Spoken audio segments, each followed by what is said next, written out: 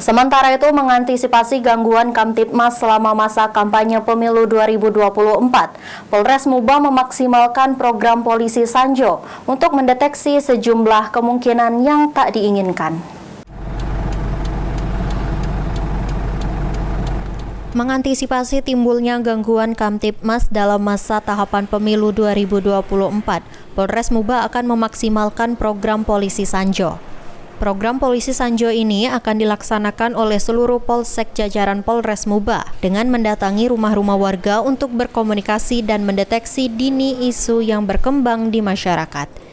Kapolres Muba AKBP Imam Safi'i mengatakan, saat ini sekitar 200 personil Polres Muba dikerahkan untuk mengamankan tahapan Pilkada 2024, serta juga ada puluhan LO yang akan berkomunikasi dengan sejumlah partai yang ada di Musi Banyuasin. Musim kampanye ini tahapan pemilu, tahapan kampanye, kami Polres Muba menyiapkan 293 personil, kemudian ada LO dari kepolisian Polres Muba untuk berkoordinasi dengan masing-masing partai untuk kita mendatakan kegiatan kampanye yang dilaksanakan partai-partai politik terkait dengan Pilpres maupun calon legislatif, yang saat ini KPU juga belum ada jadwal khusus terhadap kegiatan mereka, sehingga kami menjaring informasi dari melalui LO